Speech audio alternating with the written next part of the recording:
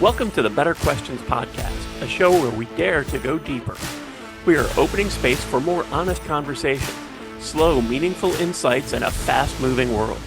Every week we pick a topic and sit down with thinkers, doers, and challengers, not only to hear not what they already know, but to explore what they are still learning. Maybe the right question at the right time can change everything. And now, here's the host of the Better Questions Podcast, Kevin Hovey. BQ fam, Jack Ziskind's back. I've been wanting to kick off a hunting series. It's something I'm passionate about. This would be one of a few. There's a lot of people that have different opinions than that man. I think he's great perspective. So a little peek into the hunting industry. If you've never been out hunting, I'd like to take you. I'd like to take you outside. I think everybody should get the heck outside, hold a gun in their hand, and understand how to, I don't want to say prey on prey, but like there's something special about it. That makes me weird, so be it. Thanks for tuning in. Are you a guide? Do you have a guide license or no? Not in the state of Montana, no. Okay, and then so you go guide, but you go guide for other people, right?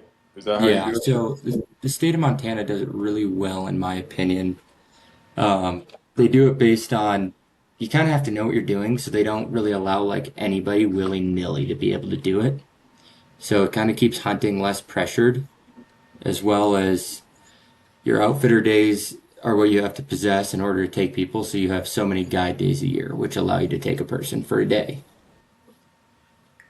And so when you say Montana does it well, so because my buddy outfits elk out of our property. It's not our land that he hunts, but they stay there or whatever. He would be more critical of Montana and says that, like I think Colorado is the epicenter for bad land management. Your stuff's different on waterfowl than big game elk, Yeah. I'm sure. So that would you say that it applies to they do well universally, or they do well with waterfowl? I think they do well with big game, personally. Waterfowl. Oh, nice. Now he'll come. Now he'll come because he'll have something to say. Tell me why. And Ranella is the meat eater, right? Yeah, he's meat eater brands now. So I don't know, I'd say they're kind of like interested in a bunch of different brands now, and they have been dabbling into waterfowl recently.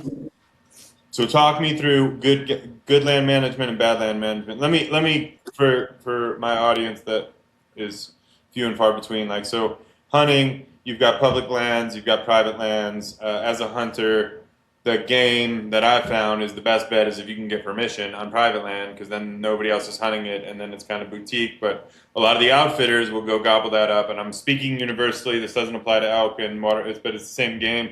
A lot of times for waterfowl, you're looking at farmers asking them for permission to go hunt. And so public lands generally get abused, and they got to regulate it, right? Because everybody can come and can't come. So there's a tag system for elk and there's licensing. But like on public ground, you explain it to me. My understanding is it's kind of first come, first served. Like if you get there, you get there. And everybody's competing for the same area, for the same elk, for the same geese, for the same fields, all of that. So, Yeah. so understanding that generally speaking, the easier it is for people to hunt public grounds, the more pressure, the less animals, the more difficult the hunting is. So when you say Montana does it well, talk to me about from your perspective what that means, and then I would also like you to talk about the states that don't do it well and why. Yeah, so I think we do it pretty well just because they don't allow like a ton of people to outfit, right? So you don't have these people, for my end of like waterfowl, you don't have these people going and spending a ton of money to lease up fields. Like that was my big issue in Boise. I have nothing against people guiding or outfitting. Got to make a living, you might as well do it, doing something you like. But people were just throwing money at landowners, so it was impossible to freelance or DIY anything. Whereas like Montana, there's not a lot of people guiding for waterfowl because the money's not there. So our fields aren't getting leased up a ton yet, and as we get more pressure, we will get leases. It's inevitable as you grow as a city. But right now, we're not getting a ton of leases, so it's still kind of pounding pavement, knocking on doors to get permission. So there's more, and so you think Montana does a good job regulating, or the pressure is just not there? I think they do a good job regulating it too. There's not a lot of guides in the state for waterfowl. You know, why book them at $300 when you could get an $8,000 elk? or whatever they charge nowadays. Yeah, yeah. So, so you like the environment. What about like in Wisconsin or the Illinois, all that for waterfowl? Iowa, does it matter? There's just too much ground over Can't there. So, can't speak on Illinois, Iowa. I know Wisconsin, like you can outfit really easily as an out-of-stater or in-stater. Um, so you can just kind of willy-nilly it, and then you have people throwing money, but uh, then you have these outfitters who don't live there or live in the area and they're trashing fields, and boom, you lost your permission and everybody else in the area who used to hunt that field. so oddly enough, you like a stronger regulatory, a lesser free flowing. You want more regulation, basically, as a hunter, which is different, right? That's I again. want more regulation on outfitters, yeah. Okay. I like how South Dakota does it. I think like take care of your residents first before you cater to out-of-staters. And Montana does a pretty good job of taking care of its own. And would you extrapolate that to the tag system for big game? You think they do it pretty responsibly? Do you follow Yeah, that? yeah, 100%. I think like you shouldn't be gouging your in-staters and like gouge your out-of-staters when they want to come do a bucket list elk hunt and pay a ridiculous amount of money. And Montana does that well. Yeah, they take care of their in-state tag prices pretty well for us. They raised some this year a little bit, but it's pretty low monetary value versus the out-of-stater, which I think they raised like 50, $60. I cannot wait to talk to Jesse because they would be of the opinion. So, and I'm cataloging. I'm going to miscategorize, but like the Ranella push, they would say something. I'm not over exaggerate, but Onyx was bad because everybody and their mother knows everything now, so it became too easy for everybody. And Yeah. then Ranella was bad because he like, and I don't agree with this, but like he brought a lot of notoriety, so a lot more pressure, and then everybody's coming to Montana, and so that he increased out of state pressure on their grounds. And like now, residents can't go hunt public lands because they're all shot up from all these people that come out of state. Oh yeah, 100%. I think the big game pressure is way different than my realm. I don't really big game hunt, and when I do, it's maybe a whitetail here and there. So then the business of hunting, right? The industry. So help Yeah. me. I so there's a bunch of people making gear that are making money, more or less it seems, right? Yeah. Sitka, QU, all there's so gear companies good to go. Gun companies good to go. Ammo companies probably good to go. Do we agree? Yeah, for sure. And I think in the waterfowl industry, there's a few new ones to the scene um, that are more and more people are making shot shells, but there's a few that have just been tried and true for me that you can't beat, Decoy? Are you talking decoys? shells. Are you not using full bodies? You use all shells? No, I use full bodies. I'm talking about for shot shells. So Boss ammunition out of Oh, Michigan. got it. Ammo shells. I'm thinking of goose shells. We call them like Yeah. okay, Yeah, I got only it. use those when there's snow on the ground. Understood. And so do you hunt full bodies and silhouettes, or you're all Just full full bodies? bodies. Okay. How many you got Yeah. in that trailer? I run 5 dozen Dave Smith Giants, so they're American made, hand painted out of Oregon. And 5 dozen, so 5 times 12 is what, 60? Yeah, that's about all you need for honkers. And that's like a what, 7 by 12 trailer full of those things, or is that a 10 by what do you run? I got a 8.5 by 18 now for hunting. And okay, is anybody building a decoy trailer, or is it like motocross, everybody makes their own? Chasing Migration does some that are pretty badass. Okay, chasing. Okay, They're so they're out of the South, I believe. all right, so gear companies making money, gun companies making money, ammo companies making money. States are making money, I think, Yeah, generally speaking, like they're profitable on hunting, like is probably more, I don't know, do you know? More money from hunting goes to conservation than anything else, do you know? yeah, I know it's not from snowmobiling. I know it's yeah, not. no. A lot of our tags and stuff, I believe your federal waterfowl stamp, all that money goes towards Conservation. um, conservation. Okay, Yeah. but and then so then you have the high end like where Zuckerberg goes to hunt, the high end clubs like those are making money. Oh yeah. So we have high end clubs making money, but then you have I'm gonna call it the U class, the we class, the just the outfitter, my buddy, one of them, two of my buddies, one of them that just love the sport. They live and die, and they take people like they're kind of the backbone of the industry, more or less, right? Like, Yeah. I mean, I understand freelancers, the passion, the advocates, cool that you can take yourself, cool for sure. But like the people that might take somebody new or like the professional, those are the pros, right? The Yeah. pros besides the influencers. So I guess influencers are probably hunting Ranella as one. You can be an influencer and make money. But there's Yeah. no money in guiding. There's really like unless you're doing high end. I mean, like you can't really make a wage, can you? I think you can make some pretty good money doing it if you do it well. And if you're in a destination where you can have clients fly in via Southwest, right? And they don't have to drive 3 hours. I think all your money is dependent on if you can hammer them or not, right? Like if you can have people fly in, you have a lodge, you have like meals and stuff, and it makes it more like a vacation where they get to hunt the mornings and hang out for the rest of the day. I think that's where you make your money. But having them stay in a Motel 6 that's in like middle of nowhere that they had to drive 4 hours. So if we say like AAA is like name the club, that club in Arkansas, what is it? Yeah. What is that called? You know what I'm talking about? Um, Name a AAA experience, like where the rich and the famous go hunt. like Habitat Flats out of Missouri. That is okay. So they're making money, and you're saying that if you let's just say that I got I don't have money, but we got oh my gosh, I'm blanking on their name.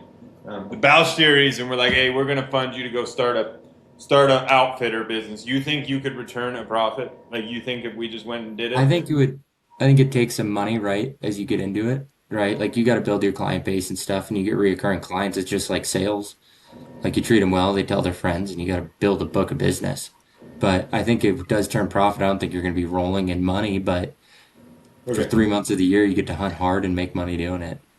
But you got yeah. So I guess if you there's not a as an outfitter, you need another job, right? You're not going to go hunt 3 months of the year and like go like make. You're not going to make enough money to just coast for the rest, which is fair, right? But then Yeah, and then, but you think like let's just talk about it. So businesses, you can make somewhere between 100,000 to 1 million as a business owner. Let's just say that. I mean, you can obviously make 100 million, you can make billions, whatever. Just normal spectrum, like I suspect that all of the companies that are not all of them, the good companies that are making gear are deep into millions, far and away above that threshold, right? yeah. Like as a guide, what do you think? If you started a guide company and you're not going to make it to the Habitat Flats level, like what is best case worst? Like I I believe think most of them are. let's say you're running clients. All right, let's say I don't know. It's a 60-day season, right? Let's say you're running clients at $300 a gun, which is pretty generous right now. Or let's go 250, no lodging, no meals, nothing included, just for the hunt. 250, you take 6 guys a day, and then let's say you're only booked 40 days for the year, right? One sec, I got my calculator out. You're making 60,000 off that, 450 right? times 6 times 250, you're at how many? 60K? Yeah, so And then 1,500 a they're going to pay day. for their food and lodging elsewhere, so you could make a little bit more on that if you provide that. Is that how you'd see it? Yeah, so you can make 60 grand before you have any expenses and just that. And that's cheap, right? I'm seeing a lot of 350 plus a day. Was that 2 months? That was 60 days? And you booked 40? Yeah, that's off a 60-day season, So even though most of the time it's 90. Like we're October until mid-January, so you have all of October, all of November, and all of December and some of January, so that's 90 days. And like that's pretty low numbers, but like if you're just doing it as a hobby at 40 days and 6 guns every time you go out, you can make 60 grand, but it's not a lifestyle. You got to be pretty big, you got to have lodging, you got to be able to charge $450 a day and more. and six. So you could be technically you could be annualizing $350,000 or more. You don't think that's unreasonable for annualized? If you do it right and you're running multiple groups, I think you can make some good money doing it. So nobody should feel bad for our guides. I used to think our guides had a hard time, but our guides Oh, can be. they have a I, hard time. huh? They have a hard time. Think about it. Like you're chasing wild birds, and when stuff doesn't go right, you have people chewing your ear off, Hmm. right? And you plan? I can't remember from last time. You're hoping to one day own some land and set up a hunt Yeah. club type situation. Yeah, I don't want to deal with the people. I just want to deal with the land. So you'll have other guides that are going to deal with the people. Do you like take people No, hunting? no guides, just you go do it yourself. Here's a property Oh, that's really? managed for it. So it'll be like more like a co-op. Yeah. Except they pay me a lot of money to be a part of that co-op. Okay, so let's talk about well, what's interesting about the industry to you? If you get like for if you're talking to people that don't understand the hunting industry, what's worth talking about? I don't know. I think it's just like everyone does it differently, right? Like no one, there's a few people who hunt the same, like along with you, but everyone hunts differently. Everyone calls differently. Everyone shoots different stuff, and oh, this works better than this, and that works better than that. And there's a million ways to approach it, I think is the fun part. And everyone does it their own ways. And then the funny part, I think, is everyone decides to fight over whose way is better. Is that where does that exist? Is there a Facebook group? Where does this Oh debate? yeah. It is what is it? The water what Facebook group is it? If I wanted to see the rivalry, Like like hardcore waterfowlers, duck hunting, there's a bunch of them on there. And just and so it's um just like everything else. Everybody's yelling at each other about shit that doesn't really matter, and they all yeah, is or that like snow goose migration is another funny one. what's the big debate right now? Like back I think when I was getting into it, like acrylic versus wood calls. I mean, I think acrylic took over, but that was like a rip. What else is the story? Like full body versus silhouettes. What is the current like craze? Um the big one's flooded corn. And what's the debate? If that counts as waterfowl or if that's allowed? That Or counts as baiting. really, is there states where it is counted as baiting? Nope, federally legal. So they're saying it's holding the ducks up from going south. Huh. And And especially you, this year, right? Like it was 40 degrees on closing day for us here in Montana. And oh, birds aren't moving south. so birds didn't come south this year as much, given the. No, not at all. Like there's no snow even in Wyoming, right? Yeah, no, we just got some finally, honestly. Yeah, we got a dusting last night. Like you can still see the lawn kind of deal. And it's like birds don't have to push out if there's water that's still open naturally. Okay, so then let's talk about so the hunters are fighting amongst themselves because you had talked about getting in a squabble with somebody, didn't you? That you guys are fighting over fields. So we fight amongst ourselves as waterfowlers. We fight across ourselves as elk hunt archery guys versus Yeah. shotgun guys, whatever. But then generally speaking, my question is, so there's this stigma, right? There's a stigma about hunters.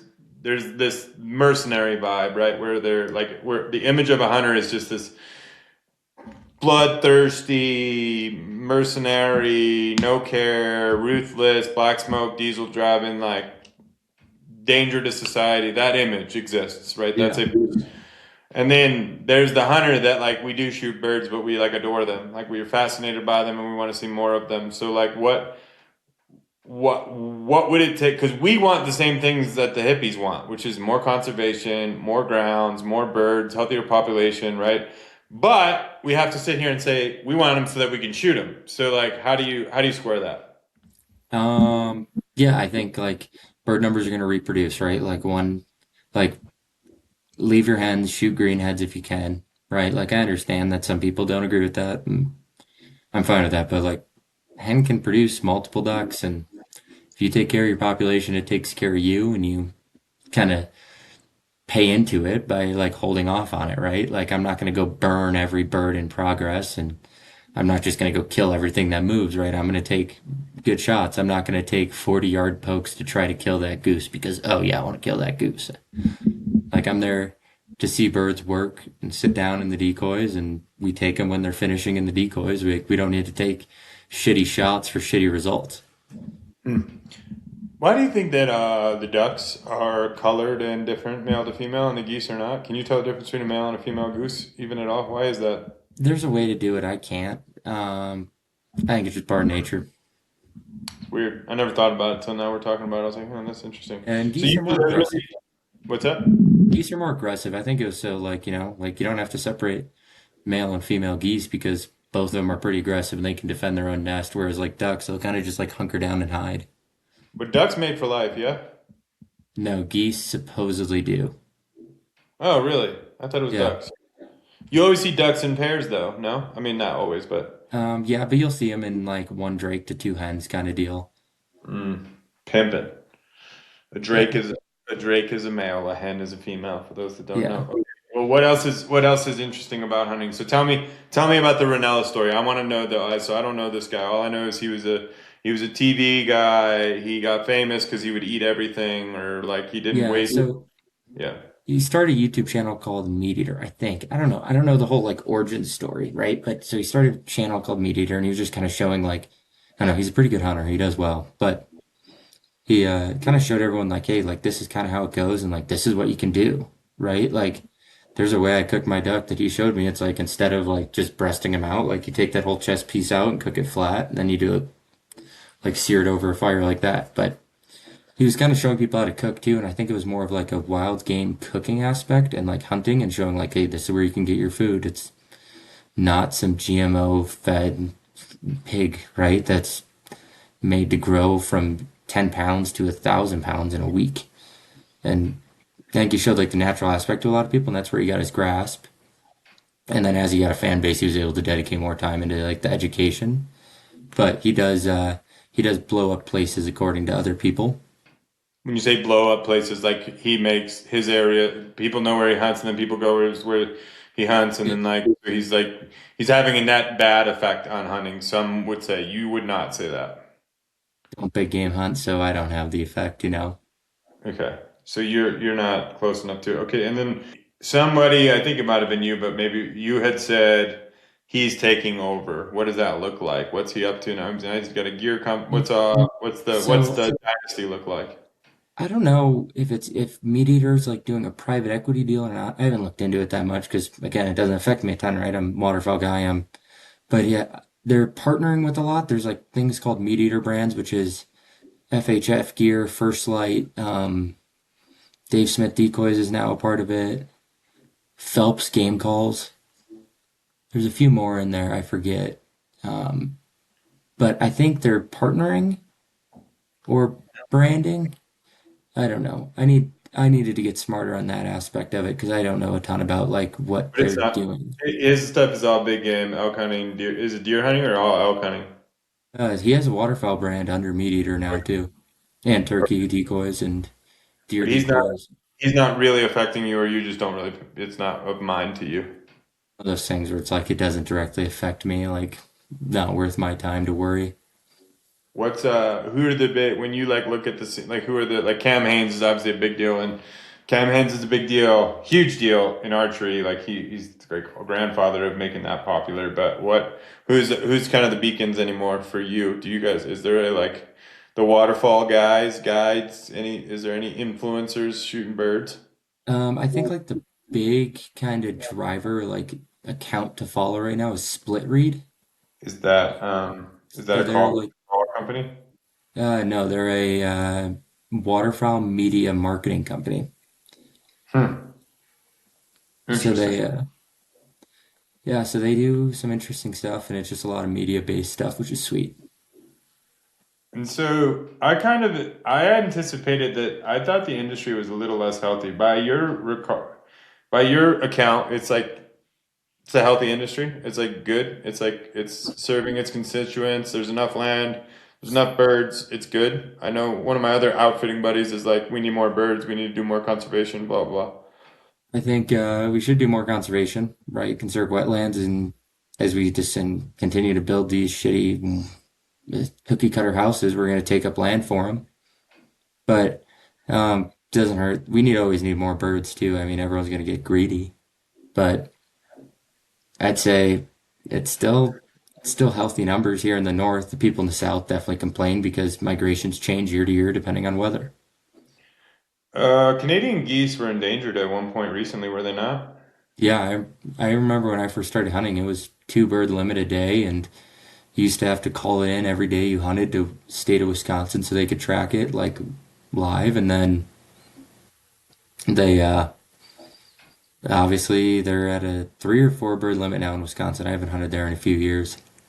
I think you guys are four. No, I think you guys are six. I think you're six and we're four now in Illinois, if I'm not mistaken. Maybe I'm making that up. Let's hit a quick Google. I don't know. I haven't done it, so Do you have any idea what they did to revive it? I mean, it was on the brink of extinction through the early nine. Oh, it says 19. Yeah, so regular season it's 3 there.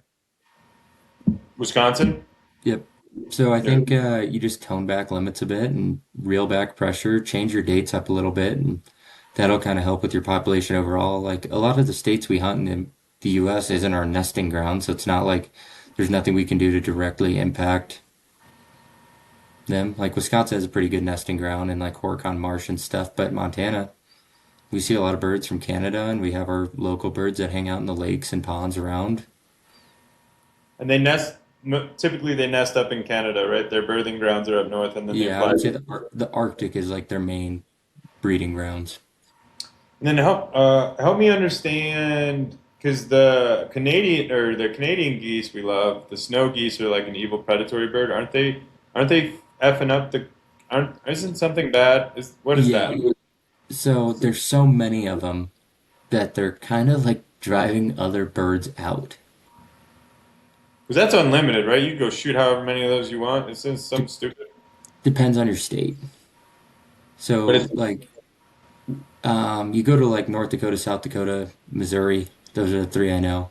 You can burn them with no plug in your gun, e-collars, no limit during the season for spring conservation, right? But you go to Idaho, and I think you have a 25 bird per person limit.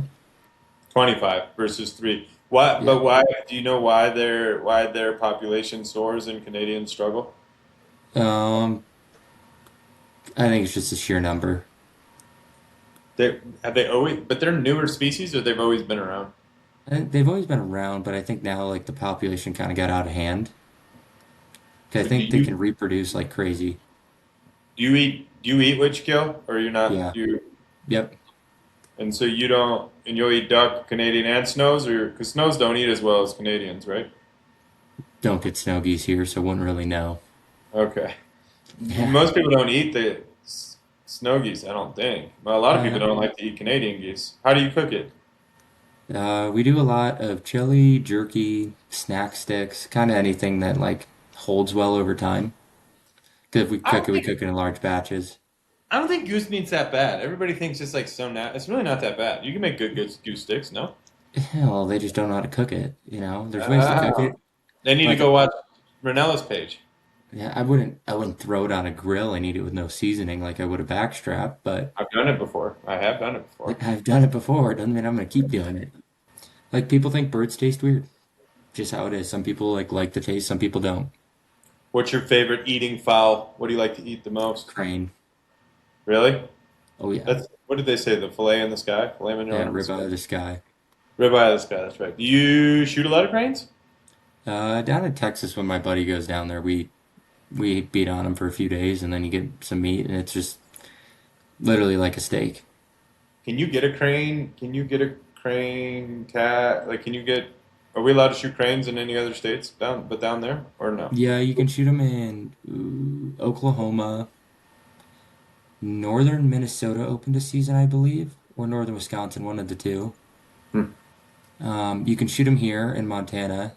In the Pacific Flyway, you're allowed 2 a season if you draw the tag for that area. And And it's then pretty for good. I never had one. yeah, and then for the Central Flyway, Eastern Montana, it's 2. It's 2, but it's over the counter, I believe. I don't know. I gotta remember it. I don't memorize all the regulations off the top of my head for crane. Come on, man. You should have done your homework. I'm kidding. Ducks Unlimited. Yay or nay? Yeah, I'm a member. I've been a member for a few years. I go to the banquets and spend way too much money on raffle tickets and whatnot. I think, And you think they're good stewards, though? You think they're good stewards of the money? yeah, I think they are, and there's not overpaying the president and stuff. Like it's a volunteer position to be the president of Ducks Unlimited. Oh, good. All right, cool. Um, I swear somebody had beef with them.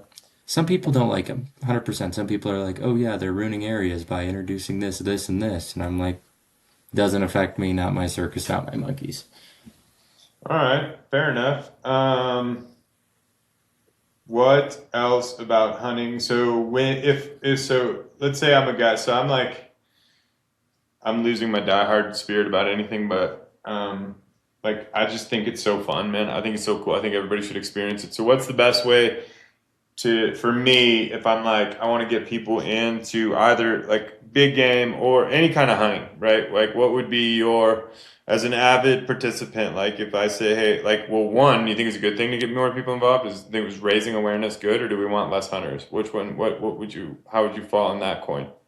I'm impartial. I personally think like less people should hunt where I hunt and more people should hunt in other places where I don't want to hunt. It sounds like what everybody would say, eh? Yeah. But what's the like where would you send somebody if you had a good friend that's like I really want to get into this and I adore it? Where would you send them? Is there any areas like that? Because what my goal is like to go speak with some anti-hunters, like the people that like the conservation, the hippies, the traditional hippies, and be like, hey, like you can't talk about it until you come out. Let me take you out. Where would I take them? Where would the best place be to start that? To appreciate the fullness of the sport without going to, and assuming I'm not going to get the Arkansas Flats. What is it called? The Missouri Habitat flats.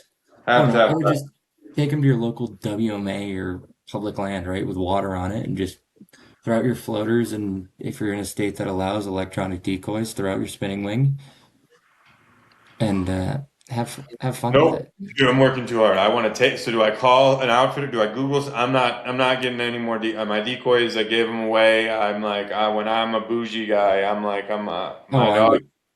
I would call your local outfitter. And is there any? How do you research an outfitter to know if they're good? What are the questions that we would need to ask to be not going with like some I don't want to say like toothless Joe, but some birdless Joe, right? Like where you get them on a shit hunt. Like how do you I how do you would protect that? I would get on Google and read the Yelp reviews and then take all of them with a grain of salt.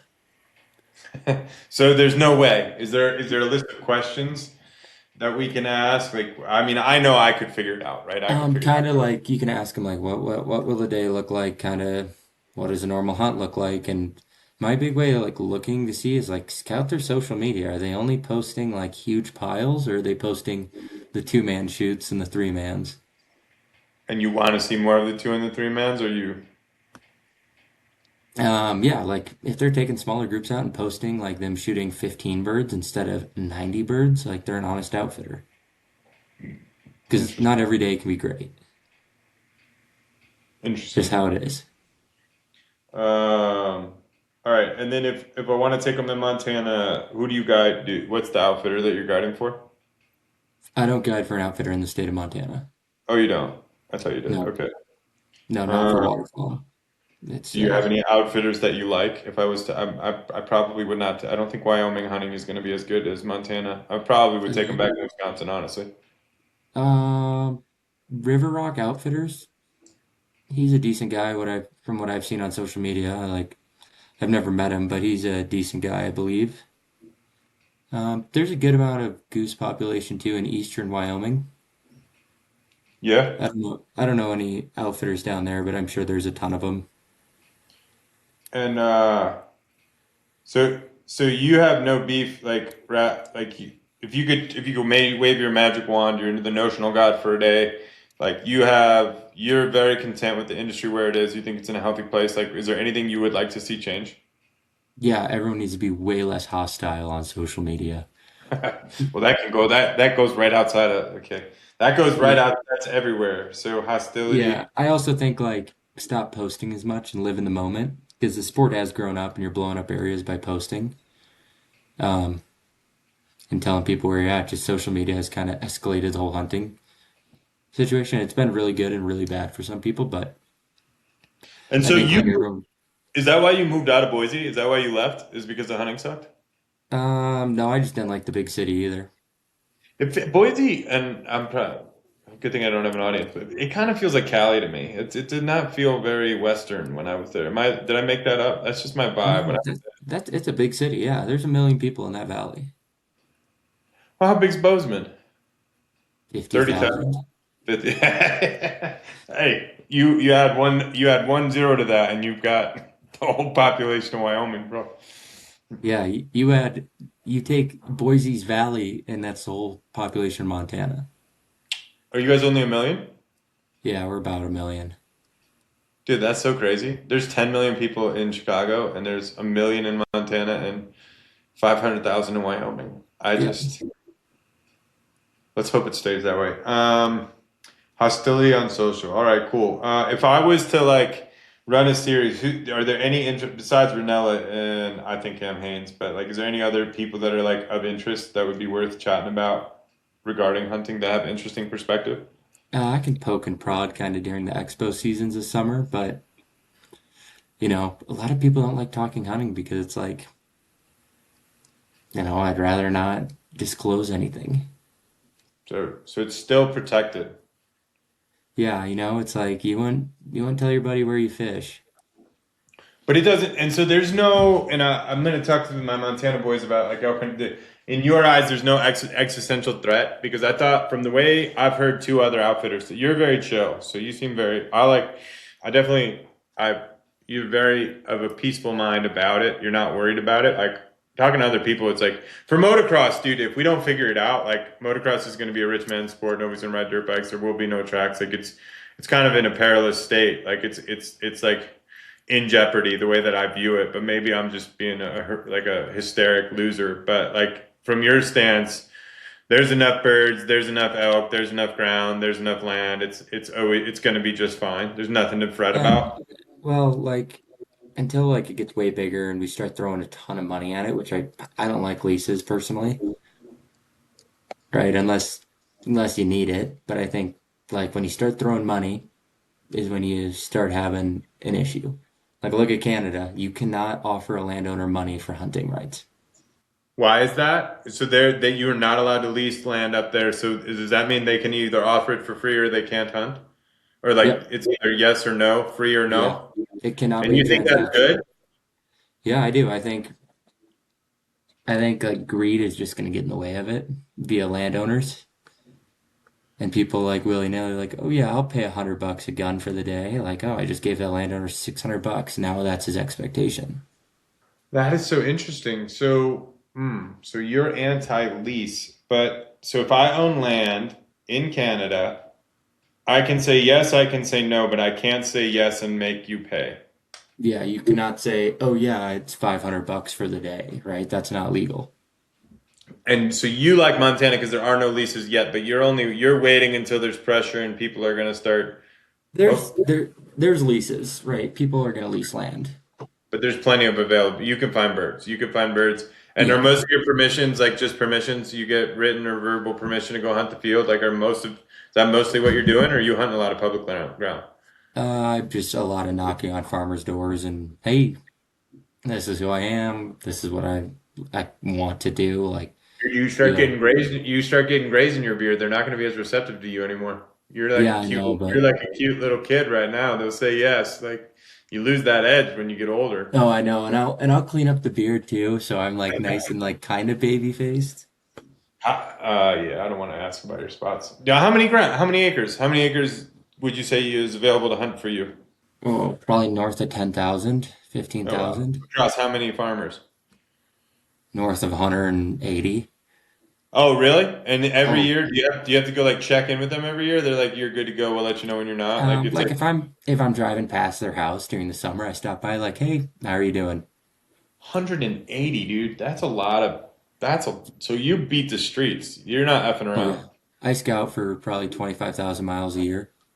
And are your best fields hot? Like, do you get do you get other hunters trying to get on your fields or A lot of them are just like open game, but like I built this relationship with farmers to where they're like, hey, I have people asking, do you want to hunt it before I tell them yes?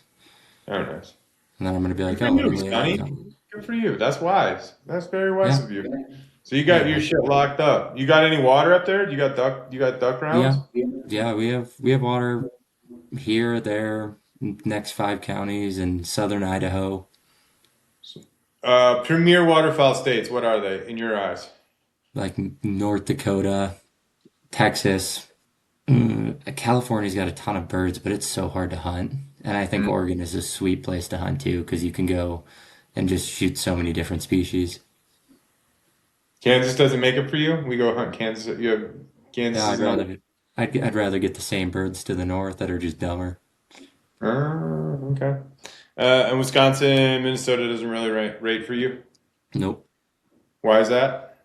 I just I've tried hunting there a few years ago, and it's like people are ruining permission for everyone else. That's Tell me what that looks like. Is that because that's in Mississippi? I would assume that's the busiest flyway. yeah, that's pretty busy. Central Flyway's pretty busy. Pacific Flyway's busy too. Like all of them are busy, you know. But you got these people that are like, "Oh, let me hunt your field," and the farmer's like, "Yeah, I let people hunt, yada yada," and they go in, they rut it up because it's wet and they should have walked in, or they're leaving shells and stuff behind and just not treating it like leave it better than you found it. Hmm. And that's more pervasive in the Midwest. That's what I've seen more in the Midwest. Like out here, we don't have as much water, so you can't really rut up fields. Hmm. But, if I'm hunting a field and someone else left shells in it from, I don't know, a year ago or 3 months ago, I'm going to pick them up, Yeah. right? Like, That's I why don't you want the have, farmer finding those and being like, hey, you're out of here. well, that's why you have 10,000 acres and 180 farmers on the rolls, eh? Yeah. Yeah. No, I would show you an onyx, but I don't want it recorded. I believe you. I know you know, right? Yeah. Yeah. Okay, wait, what's your go-to gear company? Uh, Sitka, I just have so much of it. I'd like to make the transition to First Light. We'll see, kind of deal. I Um, know that I can't ask you your honest review online, but otherwise I would. yeah. Do you know this? Do you know the story between QU and Sitka? Sitka came on the scene and QU followed. Did the guy? What is QU? Is that the right way to say it? QU? Yeah. I don't know. They're not really a waterfowl brand, so doesn't Okay. affect me. All right. Well, did I miss anything? Did I miss anything No. insightful about hunting? No, I think it's a good industry. Like, get into it, give it a try. Oh, is there still a riff anti hunters? Is that still a thing? Are there people out there? Are people like we've gone our separate ways and we don't fight anymore? Or is that a real battle or not really? I see it on Facebook. You see like these Facebook reels or whatever you want to call them, right? Of people just hammering birds, right? Like they'll rain out a flock and like kill like 50 out of a flock, and then you'll have these people commenting like murderer and stuff. Okay, so there But is that. That is. This is the. There was one thing you forget. So, is this? I don't care how you voted. You can say or not say, but would I be accurate in saying that this administration seems to be putting a lot of pressure on our federal ground, like the whole like yeah, land sell out? Like, what is that, dude? Do you know? Like, what is? Does he not care? Because I like literally, I could be a saying. I think single issue voters are stupid, but this is one that I would like. That's the only thing our government does well is, I mean, reasonably well is like protect. Like Teddy Roosevelt is a legend. Like, why is he undoing that? I have not a clue. Greed is what's going to ruin an industry or public land. Because you're Just comes down to familiar. greed. Do you know what he's doing up there in Alaska or whatever? Are you familiar with that project or no? I've like looked into it. It's just like one of those things where like when the big public land sell-off happened around Montana, Wyoming, Idaho, New Mexico, Colorado, like that one, I was right, my congressman. Yeah, good for Like you. get on and be involved in it and protect what feeds you. BQ fam, that wraps up Ziskin and I round two. First time we talked merch, second time we talked hunting. Yeah, I don't know if it piques your interest, but you should get outside and go watch birds fly and watch birds land. It's a lot different than when you watch them do it in the parking lot. Cheers. Thanks for listening. Jack, thanks for coming on. Production crew, I appreciate you. And we are going to just keep on rolling. Thanks for listening to the Better Questions podcast. If you have questions or comments on this episode, feel free to reach out to us through our website, which you'll find in the show notes below. We also have a Linktree page that lists most, if not all, of the sites that stream the Better Questions podcast, and you'll find a link to that in the show notes as well. So you can click on that, find your favorite site, click on over and subscribe, and you'll never miss another episode. Thank you for listening. This continues to be an interesting journey, and we're happy to have you along for the ride.